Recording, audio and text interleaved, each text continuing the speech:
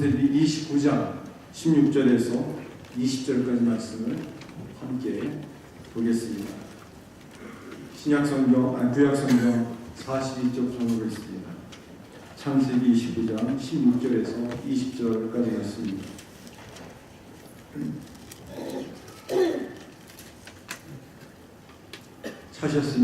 찾으셨으면 함께 하나님의 말씀을 한 목소리로 봉독하겠습니다. 라반에게 두 딸이 있으니 언니의 이름은 레아요 아우의 이름은 라헬이라. 레아는 시력이 약하고 라헬은 곱고 아리따우니 야곱이 라헬을 더 사랑함으로 대답하되 내가 외삼촌의 작은 딸 라헬을 위하여 외삼촌에게 7년을 섬기리이다. 이르되 그를 내게 주는 것이 타내게 주는 것보다 나으니 나와 함께 있으라. 야곱이 라헬을 위하여 7년 동안 라반을 섬겼으나 그를 사랑하니까 내게 7년을 며칠같이 여겼다. 아멘. 야곱 8번째 말씀입니다. 결혼 가운데 계신 하나님, 이라는 제목으로 주의 말씀을 전하겠습니다. 모든 사람들은 다 행복한 삶을 살기를 원합니다. 그래서 미래를 꿈꾸고 또 현실 여러 가지 노력하고 또 몸부림치고 있습니다. 씨름하고 있습니다. 특별히 가정과 결혼을 통해서 행복한 삶을 이루기를 원합니다. 그런데 그렇게 꿈꾸다 가정을 이루고 또 결혼을 했지만 여러 사람들이 혹시 내가 결혼을 잘못하지 않았나? 진짜 이 남편이 맞나? 아내가 진짜 내 아내인가? 그렇게 의구심, 그런 생각을 가질 때가 종종 있습니다. 다 그렇지는 않지만. 왜냐하면 결혼해서 가정을 이루지만 서로 갖고 있는 기대감이 다르기 때문에 그렇습니다. 또 뜻이 다르고 또 갈등과 다툼과 문제가 있게 될 경우에 갖고 있는 문제들입니다. 아무리 선남선녀 좋은 신랑 신부가 만날지라도 또 결혼하여 가정을 이룰지라도 갖고 있는 문제들이 있습니다. 다툼이 있습니다. 갈등과 문제를 피할 수가 없어요. 무작정 침묵하고 덮어버릴 수도 없고 또 그렇다고 해서 그것을 회피하고 도망갈 수도 없습니다. 의견이 나눠질 때, 다툼이 생길 때 대개 갖고 있는 일반적인 반응이 내가 잘못 만났나 보다. 혹 내가 잘못 결혼한 것이 아닌가. 그런 유혹을 받을 때가 있어요. 유혹을 받을 때 뿌리치지 못하면은 그 마음에 불신감이 배우자에게 생깁니다. 저 양반 내가 믿을 수가 없어. 그런 불신감이 생기기 시작하면서 마음에 고착되기 시작합니다. 그래서 그 마음에 벽이 생겨요. 한번 결혼이란 무엇인가 곰곰이 한번 생각해 보세요. 결심하는 예식이에요. 무엇을 결심하는 예식인가? 서로 사랑하겠다고 결심하는 예식입니다. 서로 다르지만 그러나 갈라서지 않고 하나로 이루겠다라는 그런 예식입니다. 그래서 결혼은 삶의 가장 중요한 결단과 결정이에요. 그래서 결혼해서 가정을 이루며 살아가는 것을 살림살이라고 얘기합니다. 살림살이. 그래서 살림이라는 말은 살리다라는 말의 준말이에요. 사람을 살리는 것이에요. 저 남편 내가 안 만났으면 어떻게 해서든 막나니처럼 살았을 텐데 나를 만나서 저렇게 살아가고 있구나 그렇게 생각이 됩니다. 살리다라는 것이고 또 살이 그것은 붙잡혀 있다는 것이고 그래서 살림살이 사람을 살리기 위해서 붙잡혀 평생 살아가는 것이에요. 그러다 보면은 어려움도 있고 역경도 있습니다. 다툼도 있고 갈등도 있습니다. 그런데 시간이 지나요. 그래서 결혼해서 가정을 이루면서 살아갈 때 처음 기간은 신혼 기간이라고 얘기합니다. 허니문 기간. 그래서 한 10년이 지나요. 10년이 지나면은 무엇이라고 얘기하냐면 석혼식이라고 얘기해요. 석혼식. 이제 돌이 되어간다. 또 15주년이 지나가면 동혼식이라고 얘기해요. 동혼식. 동과 같은 시절이다. 그리고 20주년이 지나가면은 자기혼식이다. 그래서 자기 도자기처럼 점점 더 무르익어 간다는 겁니다. 25년이 되면 무엇이라고 하죠? 네, 은혼식이라고 얘기해요. 은은하게 은처럼 이제 이 가정이 안정되어서 가는 기간입니다. 그리고 50주년이 되면은 금혼식이라고 얘기해요. 또 60주년이 되면은 회혼식이라고 얘기합니다. 그리고 70주년이 되면은 다이아몬드 혼식이라고 얘기합니다. 금강성식이라고 얘기해요. 이전에 때마다 뭐 여러 그런 시간이 지났지만 한 목회자가 한 성대 결혼 50주년 금혼식에 말씀으로 권하는 내용 중에 결혼은 죽음입니다. 뭐 이렇게 이야기했어요. 그래서 50주년 금혼식을 맞이해서 50년간 순교 당하셨군요. 이렇게 얘기해 주었습니다. 무슨 말이냐? 결혼은 살아있지만 죽었다는 것이에요. 그래서 상대방을 살리기 위해서 내가 죽어가는 것이 혈기도 죽이고 고집도 죽이고 또 생각도 좀 내려놓고 자신의 그런 마음도 뜻도 또 힘도 좀 쥐어가면서 상대방을 살리는 것이 결혼이다. 가정을 이루는 것이다. 해가지고 순교 당하셨군요. 이렇게 말씀을 권했다고 합니다. 네, 그렇습니다. 결혼은 하나님과 또 낳아주시고 길러주신 부모님과 많은 사람들 앞에 엄중한 서약을 해야 돼요. 서약. 이 서약시 그렇게 중요합니다. 요즘은 서약조차도 그냥 가볍게 여기는 경우가 있는데 보통 서약을 어떻게 하냐면 결혼 서약을 좋을 때나 또 나쁠 때나 기쁠 때나 슬플 때나 병들었을 때나 건강할 때나 죽음이 둘로 나뉠 때까지 갈라 놓을 때까지 절대로 나뉘지 않겠습니다. 부부의 대의를 지키겠습니다. 이렇게 서약해요. 서약. 네, 그렇습니다. 이 서약에 의해서 결혼을 이루어지는 것이에요. 이 모든 상황 속에서 하나님은 어디에 계십니까? 어디에 계십니까? 오늘 말씀을 보면 야곱이 삼촌 라반의 집에 가서 한 2달 가까이 힘겹게 그 여정이 끝나고 이제 삼촌 라반의 집에 있는 하란에 도착했어요. 근데 우물가에서 한 여인을 만났어요. 18절 말씀에 보면 야곱이 라헬을 더 사랑함으로 대답하되 내가 외삼촌의 작은 딸 라헬을 위하여 외삼촌에게 7년을 섬기리이다. 곱고 아름다웠고 여인을 보았어요. 감정이 북받쳐오르는 연애 감정이 생겨서 저 여자하고 결혼해야 되겠다. 그의 나라가 성경 학자들이 77 노총각 중에 노총각이 이제 자신의 배우자를 만났어요. 그래서 이 결혼하기 위해서 마음을 먹었습니다. 결혼은 모든 하나님의 섭리 가운데 이루어지는 과정들이에요. 우리가 임의대로 우연히 내가 좋아하는 사람 만나서 또 결정해서 결혼해서 가정을 이루는 것 같지만 매 순간마다 작은 일까지 보이지 않는 하나님의 섭리와 손길로 살펴주시고 또 어려움을 극복하게 하시고 하나님의 선한 뜻을 펼쳐 나가주십니다. 야곱이 창세기 28장 6절과 7절 말씀에 보면은 아버지 이삭을 통해서 축복을 받았어요. 근데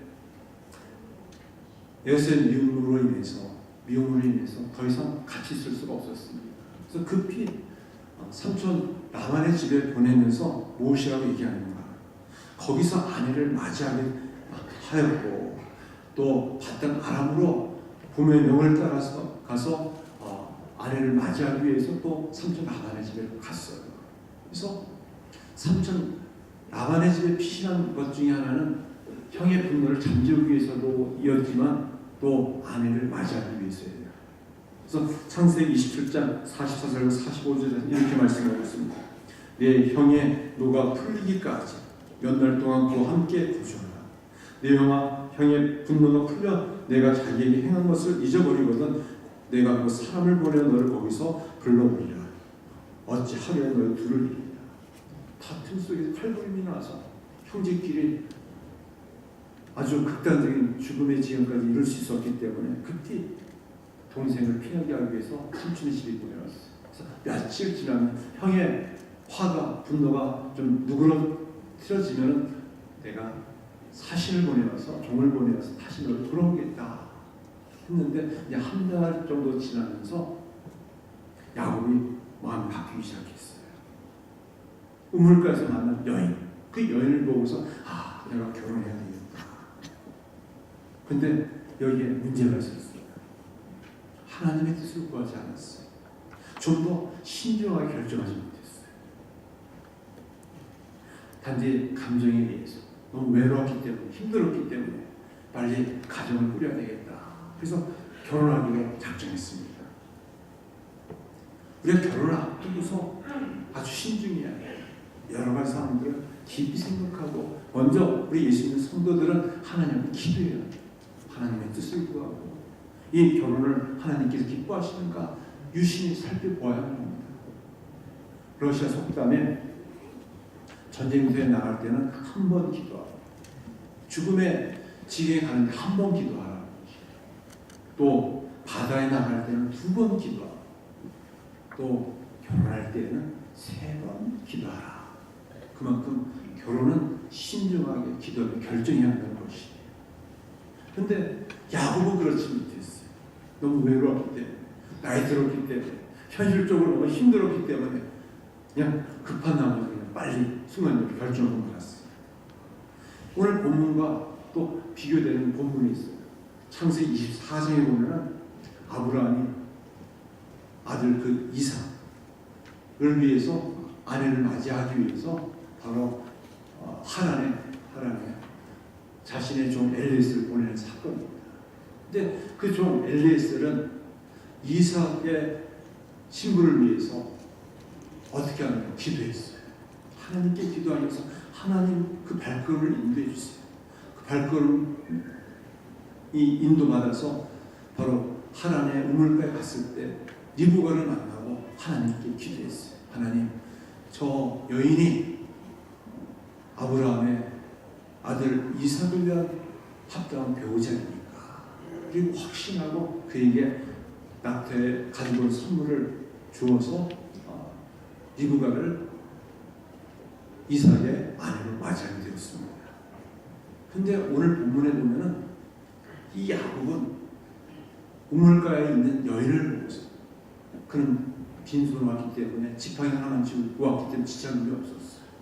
지장문이 없었기 때문에 결혼을 하고 싶었어요. 첫눈에 반했습니다. 근데 하나님의 뜻을 보고 기도하지 못한 가운데 그만 덜컥 결혼하고 싶다는 마음을 가지고 사역을 했어요. 삼촌 라반에게 아이를 저에게 주십시오. 그러면 제가 결혼하고 싶습니다. 고대 근동에서는 지참금이 없으면 결혼할 수가 없어요. 지참금은 신랑이 신부에게 주는 것이 신부 가족에게 주는 것이에요. 빈손으로 왔기 때문에 지참금이 없어서 삼촌 라반은 계약을 맺습니다. 너가 우리 집안에서 7년 동안 종으로 수고해라. 거기에 덜컥 사인을 해요. 계약을 합니다. 이제 삼촌 라반과는 고용주가 되었어요. 그래서 7년 동안 종사를 해서 겨우 7년이 지난 즈음에 아주 결혼식을 해가지고 그렇게 기다렸던 사랑했던 라헬을 신방으로 맞이하려고 했어요. 맞이하려고 했습니다. 여기에서 보면은 야곱이 그런 중대한 결정을 내리기 앞서서 하나님의 뜻과는 상관없이 감정에 따라 결정했다는 것이 이것이 갖고 있는 야곱의 잘못이었습니다. 그럼에도 불구하고 하나님께서 그 모든 결혼 가운데 개입하시고 또 이끌어 가십니다. 주로 우리가 결혼하기 위해서 청혼한다라고 얘기해요. 프로포즈를 한다라고 얘기합니다. 여러분들은 남편이 먼저 프로포즈 하셨습니까? 아니면 아내가 먼저 프로포즈 했습니까? 저는 제가 먼저 프로포즈 했습니다. 저랑 결혼해 주십시오. 이 프로포즈 한다, 청혼한다라는 것은 단지 어떤 감정에 의해서 또 국가적으로는 그런 관심에 의해서가 아니라 결혼을 전제 조건으로 해서 한 결정이에요. 아주 중요한 결정입니다. 야곱은 이런 결정을 너무 가볍게 여겼어요.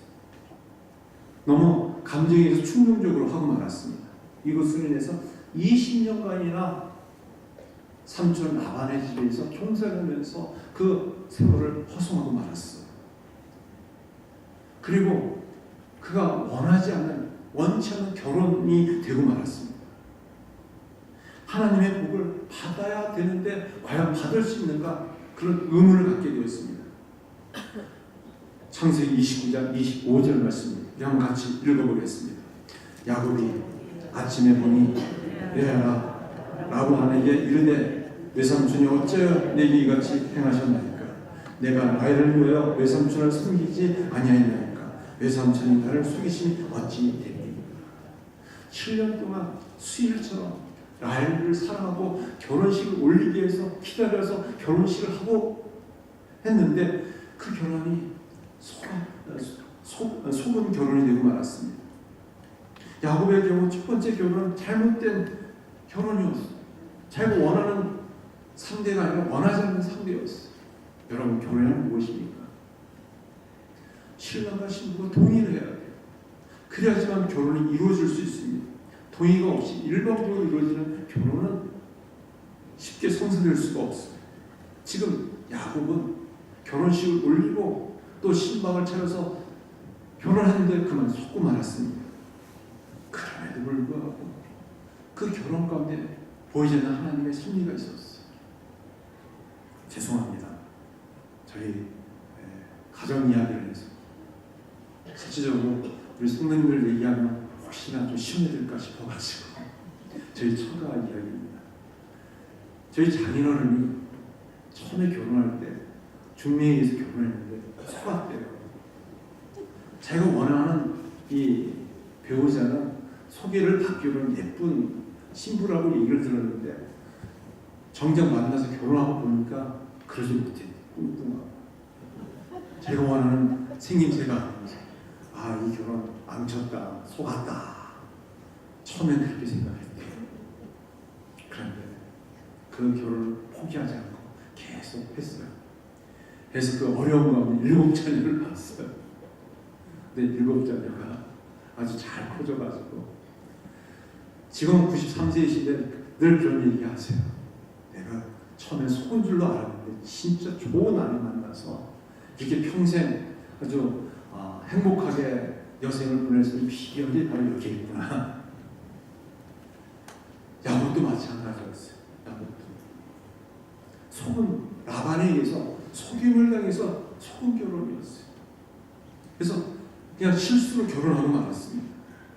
라헬을 아내로 얻기 위하여 7년 동안이나 노예 아닌 노예처럼 종으로 그 모진 고생을 해서 겨우 결혼식을 올렸는데 삼촌 라반이 이 속임의 그 사기꾼이어가지고 이 신방에 면사포를 쓰고 몰래 변장을 시켰는데 라헬인 줄 알고 알았는데 아침에 눈 뜨고 보니까 라헬이 아니라 그 언니 레아였어요. 7년이 지나면 결혼식 첫날 밤 라반에 의해서 제가 속았구나 하는 것을 생각하면서 이 결혼을 포기해야 될까? 사랑하는 여인을 얻기 위해 7년 동안이나 고생하고 기다렸는데 이 고생은 보람이 없는 것이 그 얼마나 똑똑한 사람이에요. 어떻게 신방에 몰래 들어온 이 신부가 자기가 원하는 라헬이 아니라 레아였다는 것을 왜 몰랐을까? 본문의 것을 드러나지 않기 때문에 우리가 잘 살필 수가 없습니다. 근데 오늘 본문에 보면은 시력이 약했다라고 얘기하고 있어요. 시력이 약했다. 눈이 나빴다. 뭐 일치적으로 이렇게 얘기할 수 있지만 원문에 보면은 총기가 부족했다. 그러니까 동생 라헬보다 좀 똑똑하지 못했나 봐요. 또 곱고 아랫다 온 동생보다 그 모습이 그렇게 아주 매력적으로 호감을 정도로 이렇게 외모적으로 뛰어나지 못했나 봅니다. 그래서 마음이 가지 않았어요. 마음이 가지 않았지만 또 소금 결혼이었지만 그러나 그 또한 아버지를 속이고 형을 속인 자였기 때문에 이것이 사필 귀정이라는 사실을 깨닫게 되었습니다. 사필 귀정. 그도 한때는 속이는 자였어요. 형을 속이고 아버지를 속였어요. 아버지로부터 축복을 형으로부터 빼앗기 위해서 형의 복장으로 변장해서 들어가서 아버지로부터 축복을 빼앗은 그가 이제 똑같은 일이 반복되어진 것을 보게 되었어요. 자신이 이전에 행하던 대로 똑같이 돌려받은 모습이었습니다. 이제는 어두운 밤에 동생이 아니라 언니가 나타난 것이었어요. 야곱은 생각했을 거예요. 이전에 내가 그런 적이 있었지. 나도 또 이렇게 되돌림을 받는구나. 그러면서 더 깊이 자신의 잘못과 허물을 깨달았을 겁니다. 그 자리에서 하나님을 꼭 만나는 기회가 되었을 줄 압니다. 분명 그 결혼은 잘못된 결혼이었어요. 성결혼이었습니다. 근데 놀라운 것은 그 결혼이 지속되어요. 이 결혼은 얼마든지 물릴 수도 있었고 또 파기할 수도 있었지만 야곱은 그 결혼을 받아들입니다. 통계에 의하면 이혼한 부부와 이혼하지 않는 부부 차이가 없대요. 모두 나름대로 똑같은 갈등, 문제, 어려움을 다 겪는데요. 서로 성격이 맞지 않아요. 서로 또 환경이 맞지 않아요. 다 맞지 않는 건 투성입니다. 그러나 다른 차이점이 하나 있어요. 끝까지 이혼하지 않았다는 것이에요. 부부들이 좋을 때는 얼마든지 좋아요. 나쁠 때는 헤어지고 싶고 떠나고 싶고 또 건강하면 얼마나 좋겠어요. 병들고 또 나이가 들면 처음에 가졌던 그런 좋은 호감들이 다 떠나게 됩니다. 그런데 떠나지 않고 끝까지 결혼 약속, 결혼 서약을 충실히 지켰다는 것이 이것이 이혼한 부부와 이혼하지 않는 부부의 차이점입니다. 예수님께서 이 결혼에 대한 분명한 이 자세에 대해서 우리에게 말씀합니다. 성경에 보면 바리새인들이 예수님께 찾아와요. 사람이 어떤 이유가 있으면 그 아내를 보내는 것이 좋습니까? 다시 말해서 이 이혼할 수 있는 그런 조건이 무엇입니까? 라고 물어요. 예수님께서 여기에 대해 대답하신 거예요. 결혼은 둘이 아니라 한 몸이니 그럼 하나님이 짝져 주신 것을 사람이 나누지 못합니다. 죽음이 갈라놓을 때까지 나눠져서는 안 된다는 말씀입니다. 시간이 가고 사람은 계속 변할 수밖에 없어요. 처음에 그렇게 좋았던 사람도 이게 나이 들면은 주름살이 들고 배가 나고 허리가 굵어지면서 와, 내가 그렇게 원했던 사람인가 이렇게 생각할 수 있습니다. 그러나 처음 결혼할 때보다 시간이 지날수록 더 깊이 있는 사랑의 열매를 맺는 사람이 있는가 하면 나이 들어서 빨리 헤어지자 황혼 이혼하는 사람도 있습니다. 우리는 끊임없이 서로 뜻을 맞추고 조정하는 것이 결혼 생활은 과거 완료가 아니라 현재 진행입니다. 계속 진행되는 과정이 있어요. 그래서 뜻이 안 맞으면 서로 맞추는 것이 처음부터 안 맞은 사람끼리 만났어요. 그래서 만나면서 서로 맞춰가는 것이 근데 과거에 맞췄다고 해서 그것이 계속하는 것이 아니기 때문에 20대의 모습과 30대의 모습과 40대의 모습과 50대의 모습과 또 나이 들어서 모습이 달라요. 그래서 창조적인 변화의 과정입니다. 그래서 나에게 맞추라고 요구하기보다는 상대방에게 맞춰주는 것이. 분명 라반의 속임수는 잘못된 것이었어요. 죄입니다. 그럼에도 불구하고 하나님께서 보이지 않는 그런 승리 손길로 야곱의 가정을 세우세요. 그래서 레아에게 원치 않은 결혼이었지만 레아에게 6 아들과 한 딸을 주십니다. 또 7년이 지난 다음에 라헬과 결혼합니다. 14년 만에 원하는 그런 결혼식을 올립니다. 라헬에게서 2 아들을 주십니다. 또 레아와 라헬을 통해서 그 종을 첩으로 맞이하게 되어서 그 첩을 통해서 2 자녀씩 4 아들을 얻습니다. 그래서 한 남편이 한 여자와 사는 것도 버거운데 2 아내와 2 첩을 통해서 12 아들과 한 딸을 낳았어요. 근데 놀라운 것은 그 가정이 평안한 가정은 아니었지만 하나님께서 약속의 가정을 축복하셔서 12아들이 12지파가 되게 해주시고 이 땅 가운데 예수님을 보내주셨어요. 우리는 결혼 생활을 통해서 끊임없이 자신을 발견하게 되었고 하나님은 야곱의 가정에 복 주시기를 원하셨어요. 그러나 인간적으로는 또 게임에 빠져서 속기도 하고 넘어지기도 했지만 그는 여전히 약속의 가정으로 하나님께 그 가정을 지켜주었습니다. 라반의 속임수, 또 레아의 위장. 그도 자존심이 있는데 동생 결혼식을 가르치기 위해서 동생 대신 그 신방에 들어왔다는 것은 수치고 부끄러움이었지만 그럼에도 불구하고 동의했는지 몰라도 아버지의 뜻에 수락해서 몰래 들어가서 결혼을 했습니다. 가정을 이루었습니다. 야곱의 사랑을 많이 받지 못했어요. 그렇지만 하나님께서 그 가정을 연단하셨어요. 야곱은 야곱대로, 레아는 레아대로, 라헬은 라헬대로. 그러면서도 하나님께서 보이지 않는 승리를 함께 해주셨어요. 사랑받지 못한 레아였지만 야곱과 함께 한 무덤에 묻히게 되었어요. 또 라헬은 2 아들을 얻게 되었습니다. 야곱, 그는 계속되어지는 이 가정생활, 원만하지 않은 가정생활이었지만 연단 과정을 통해서 하나님의 백성답게, 자녀답게 그 자질을 갖추며 세워가고 있습니다. 그래서 우리는 하나님께 허락하신 가정을 그냥 계속 창조적인 전환의 과정으로 세워나가는 것이 힘들고 어려울 때가 참 많습니다. 그렇지만 믿음으로 연단하며 믿음의 눈으로 바라보는 것이 작은 사건이라 할지라도 어려움이라 할지라도 그냥 우연히 이루어진 것이 아니라 하나님께서도 믿음으로 감당하게 하신 것이다. 이런 믿음을 가지고 또 감당하는 것이. 이번에는 저희 친구가 이야기입니다. 제 아버지와 어머니는 사이가 좋지 않았어요. 제 아버지는 신앙인이에요. 북한에 가정이 있었는데 생리별을 했어요. 그래서 급히 그냥 이남에 피난하러 내려왔기 때문에 10년을 기다리다가 14년 차이가 나는 어머니와 결혼했어요. 늘 다툼이 많았어요.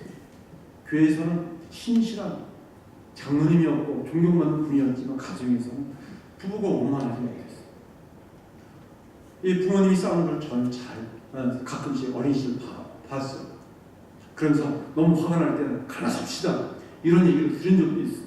참 부끄러운 일입니다. 근데 참 감사한 것은 헤어지지 않았던 것이. 늘 그런 얘기를 자주 하셨어요. 제 아버지께서 신앙이 너무 돈독하셔가지고 나는 이제 전도하러 나가야 되겠다. 그래서 며칠 동안 가출한 적도 있었어요. 어떤 그 복음이 전해지지 않는 그 섬에 가서 이 복음 전하면서 거기서 그냥 있어야 되겠다. 얼마 지나서 다시 오셨어요. 그러면서 가정을 지켜나가고 하셨어요. 세 아들이 있었어요. 제 동생은 11살째, 제 아버지 55살 때 손자인지 아들인지 하여튼 아셨어요. 그래서 60대 환갑 때, 60 환갑 때 저희 가족들이 모였는데 손님들이 초청했는데 손자입니까? 아들입니까? 정도로 근데 제 동생이 그런 얘기를 하더라고요. 어린 시절 때 참 많이 힘들었는데 그래도 부모님이 같이 살아주어서 이렇게 잘 크게 되었고, 그래서 참 효성스러운 동생이 되었어요. 그래서 아버지 어머니를 끔찍이 살아가 마지막까지 이렇게 잘 이렇게 보살피더라고요. 우리에게는 참 믿음이 필요합니다. 우리 가정이 얼마나 힘들어요. 행복을 꿈꾸며 원했지만 원하지 않는 많은 모습들, 기대하지 못한 모습들, 아니 원하지 않는 모습들도 있습니다. 그렇지만 하나님께서 보이지 않는 섭리를 이끄세요. 그 속에 깊이 자기를 발견하게 하시고 믿음의 사람으로 세워져가는 과정 중에 있어요. 오늘 말씀 창세기 31장 41절 42절 말씀입니다. 우리 한번 같이 읽어보겠습니다. 내가 외삼촌의 집에 있는 이 20년 동안 외삼촌의 두 딸을 위하여 14년 외삼촌의 양떼를 위하여 6년을 외삼촌에게 봉사하였거니와 외삼촌께서 내 품삯을 10번이나 갚으셨으며 우리 아버지 하나님 아브라함의 하나님 곧 이삭이 경유하는 이가 나와 함께 계시지 아니하셨더라면 외삼촌께서 이제 나를 빈손으로 돌려보내셨으리다. 나는 하나님이 내 고난과 내 손의 수고를 보시고 어젯밤에 외삼촌을 책망하셨습니다. 하나님 보이지 않는 손길로 우리 가정에 함께 계시고 우리를 돌봐주세요. 야곱이 삼촌 라반의 집에서 20년 동안 있었어요. 그 속에서 얼마나 고생이 심했는지 속으면서 한 번도 아니고 두 번도 아니고 10번씩이나 처음에는 결혼식 때 속아서 결혼 첫 번째야. 또 7년 동안 고생합니다. 20년 가까이 10번씩이나 다 고생을 했는데 뒤돌아보니까 잘못된 결혼이었고 힘든 그런 고단한 가정생활이었지만 하나님의 돌보신 손길을 체험하게 되었어요. 그래서 아브라함의 하나님, 아버지 이삭이 경외하는 하나님께서 나를 실망치 않게 하여 주셨다. 나를 돌봐주셨다. 네, 맞아요. 20년이 지난 즈음에 그는 빈손으로 지팡이 하나만 가지고 허겁지겁 죽음을 피해서 도망온 신세였지만 이제 20년이 지난 즈음에 다시 고향 땅으로 돌아갈 때 너무너무 많았어.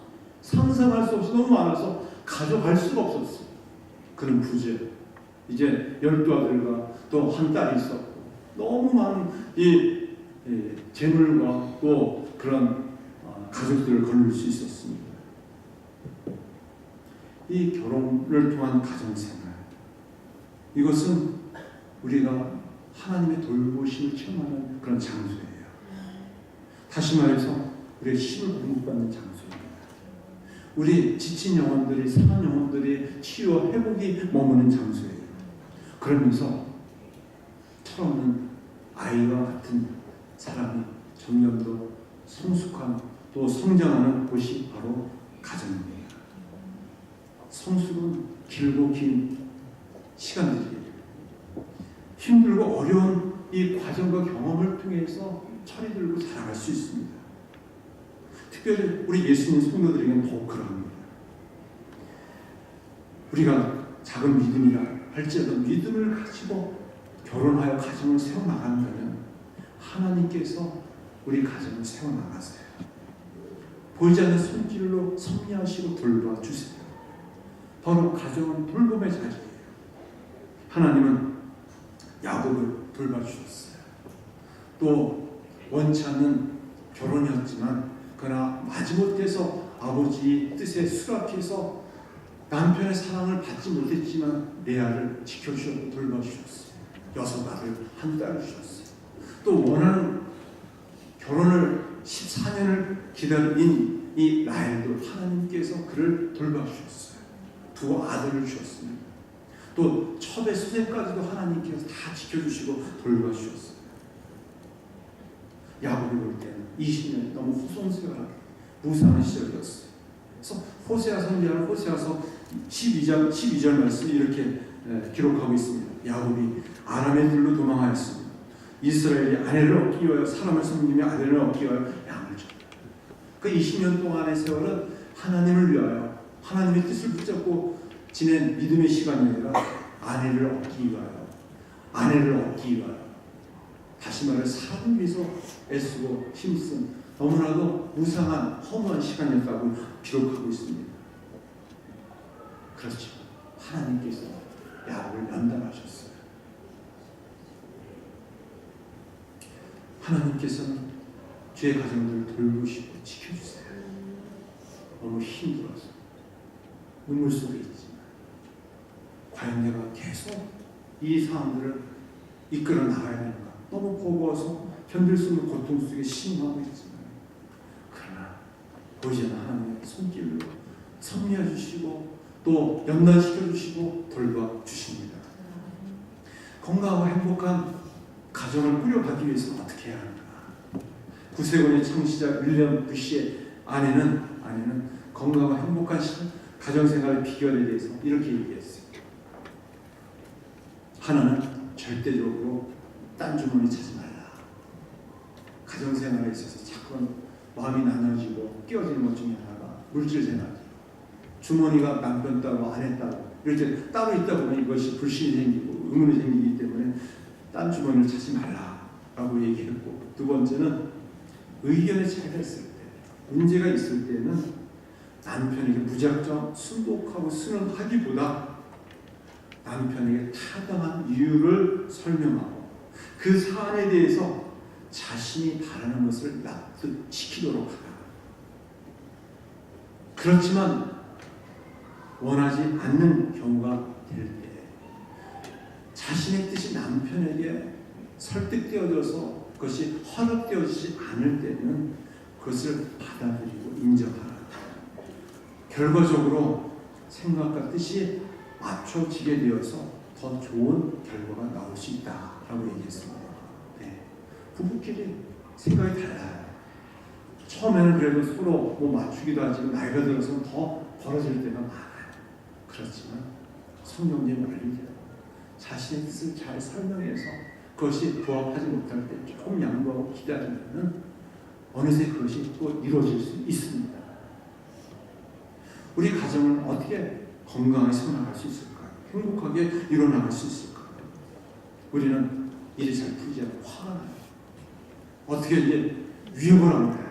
아내는 아내대로 위협하고 또 남편은 남편대로 협박하고 위협하고 자녀들은 반발하면 위협하고 또 그렇게 저항합니다. 그러면 가정이 건강하게 세워질 수가 없습니다. 변화는 남편에 의해서 이루어지지 않습니다. 아내에 의해서 이루어지지 않습니다. 자녀들에 의해서 이루어지지 않습니다. 하나님에 의해서 이루어져요. 우리 예수 믿는 성도들이 가져야 될 그런 입장입니다. 성경 어디에도 내가 스스로 가정을 변화시킬 수 있다라고 얘기하지 않습니다. 오직 하나님만이 변화시킬 수 있습니다. 우리가 시간이 지날수록 이것을 깨달아야만 합니다. 여전히 깨닫지 못하면 내가 어떻게든지 가정을, 자녀들을, 남편을, 아내를 변화시키려고 하면은 내가 재판관이 되고 심판관이 되어서 너무 원치 않는 모습으로 상처와 아픔 속에 있을 수밖에 없어요. 비로소 내가 변화시킬 수 없다는 것을 인정하고 하나님 앞에 손들어야 돼요. 만세라고 손들어야 돼요. 하나님 도와주세요 라고 두 손 높이 손을 항복을 할 때 하나님께 그 손을 들어서 승리케 해주십니다. 그러면서 어떻게 해야 됩니까? 사랑의 힘과 또 축복의 힘을 가지고 가정을 세워야 합니다. 먼저 가정에서 우리가 보여줄 수 있는 최고의 변화된 사랑의 능력입니다. 사랑의 능력. 우리 예수 믿는 성도들이 갖고 있는 이 사랑의 능력은 무엇인가? 고린도전서 13장에는 사랑장이라고 얘기하는데, 사랑의 첫 번째 마지막은 사랑은 오래 참고 모든 것을 견딘다라고 말하고 있어요. 가정에서 참아요. 견딘다. 가난하고 병들어도 또 남편이 너무 우격다짐으로 막 힘들게 해도 내가 견뎌보자. 믿음을 가지고 사랑을 가지고 한번 견뎌보자. 이렇게 견디는 것이. 사랑을 이렇게 세 가지로 구분합니다. 에로스의 사랑, 또 필로스의 사랑, 아가페의 사랑. 에로스의 사랑, 이기적인 자기 중심적인 사랑. 사랑만 받기를 원해요. 또 필로스의 사랑은 주고받는 사랑입니다. 서로 주고받는 사랑이에요. 그렇지만 시간이 지나면 이것조차도 다시 이기적인 에로스의 사랑으로 전락합니다. 존경심, 상대방의 배려를 다 잃게 됩니다. 아가페의 사랑. 우리가 결혼 생활할 때 무엇이라고 이야기합니까? 죽음이 우리를 갈라놓을 때까지 우리가 나뉘지 않겠습니다. 병들지라도, 가난할지라도, 또 슬플 때, 불행할 때, 이것이 바로 아가페의 사랑을 보여주는 것이. 그래서 우리 힘으로 감당하지 못할 때 주님 도와주세요. 주님의 사랑으로 감당할 수 있게 해주세요. 참고 견디면 하나님께서 변화시켜 주십니다.